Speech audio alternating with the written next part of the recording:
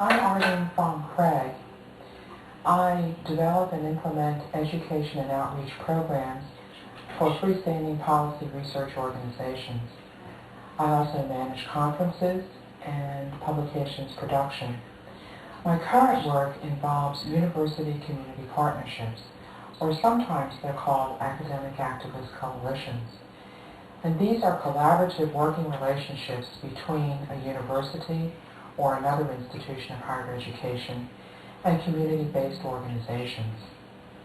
The program that I'm proudest of, I guess because I had the most fun doing it, and because I think we had the most impact on the community, was DC Girls. DC Girls is a multicultural arts program for girls who are just reaching adolescence. They're girls that are usually between 10 and 13 years old. We targeted girls, particularly young girls who are African American or Latina, living in metropolitan Washington, D.C.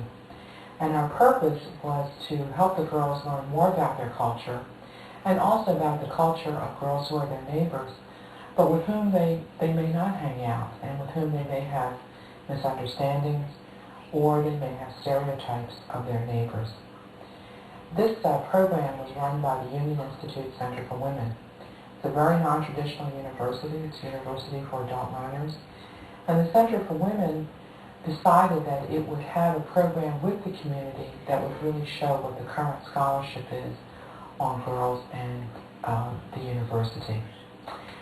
I recruited the girls for this program. I stood on church steps. I met with their parents at libraries. And I also visited community-based organizations right on their home turf and persuaded them it was okay to let go of their babies and to be with us for this one-year program.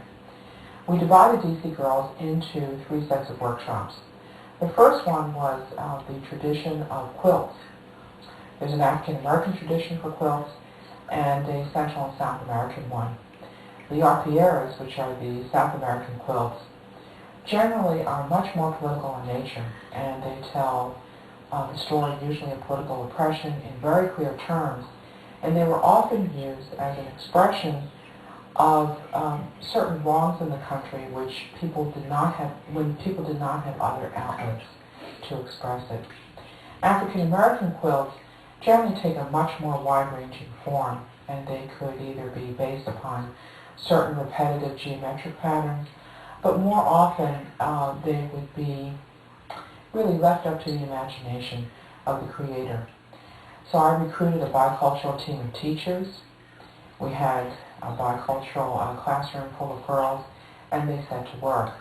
The second part of DC Girls really focused upon a non-print media, media that was music videos, perhaps movies, and television, the kind of media that girls are most likely to get their information from.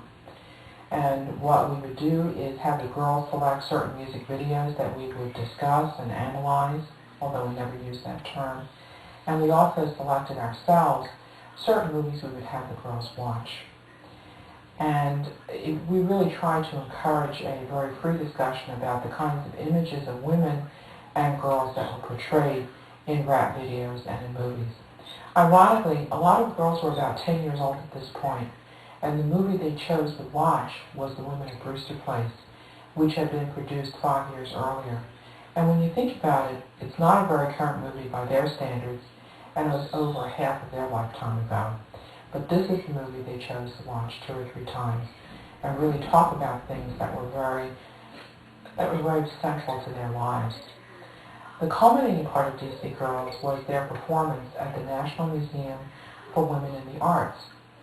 And we created a music video of a sort of the girls' performance at the museum. We asked the girls originally to write a journal of this last portion of DC Girls, and we would base their performance upon the journal.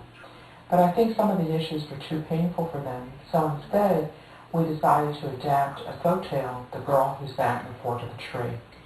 And so we had the girls make some of the sets. They were minimalists, but they made the tree, and they made the doll, again following their own traditions, who sat in the fork of the tree. So we invited the parents and their families, and we had a wonderful performance at the museum. And afterwards, we had a reception for the girls.